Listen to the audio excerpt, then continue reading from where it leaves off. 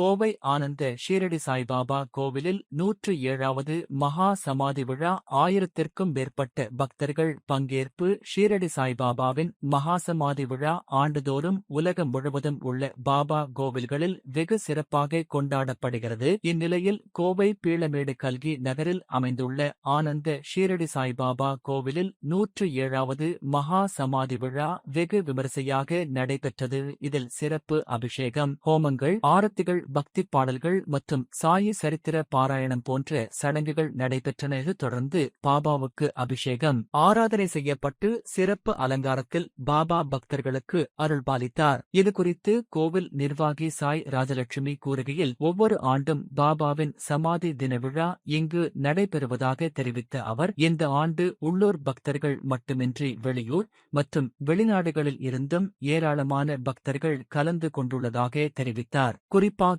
இங்கு உள்ள துணி எனும் அக்னி குண்டம் வருடம் முழுவதும் காட்சி தருவதாக கூறிய அவர், இதனை வழிபடும் பக்தர்களின் பாவங்களையும் கர்மாவில் ஏற்படும் துயரங்களையும் நீக்குவதாக தெரிவித்தார். சமாதி தினத்தை முன்னிட்டு நடைபெற்ற மகா அன்னதானத்தில் ஆயிரக்கணக்கான பக்தர்கள் கலந்து கொண்டனர்.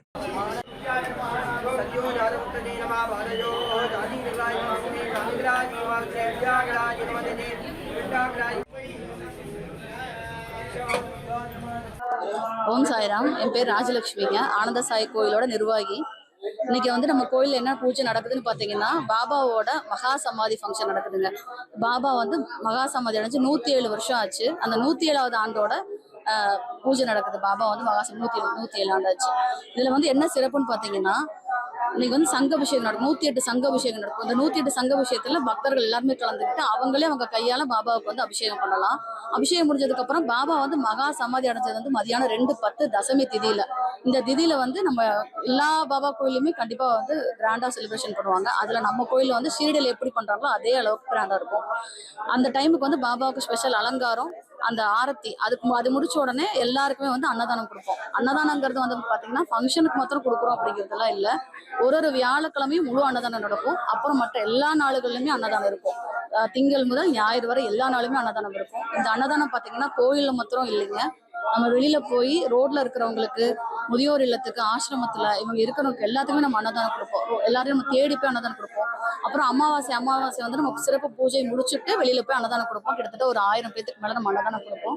இது எல்லாருக்குமே தெரியும். ஆனந்த சாய் கோயில்னாலே அன்னதானங்கிறது எல்லாருக்குமே தெரிஞ்ச விஷயம். இது நீங்க மத்தவங்ககிட்ட நீங்க கேட்டு பாத்தீங்கன்னாலே தெரியும். அப்புறம் பாத்தீங்கன்னா பௌர்ணமி சத்யநாராயண பூஜை நடக்கும். சத்யநாராயண பூஜையில கலந்துக்கிட்டு நிறைய பேர் அவங்களோட குறைகளை தீர்த்துக்கிட்டாங்க. குழந்தை இல்லாதவங்களுக்கு குழந்தை பிறந்திருக்கு, வேலை இல்லாதவங்களுக்கு வேலை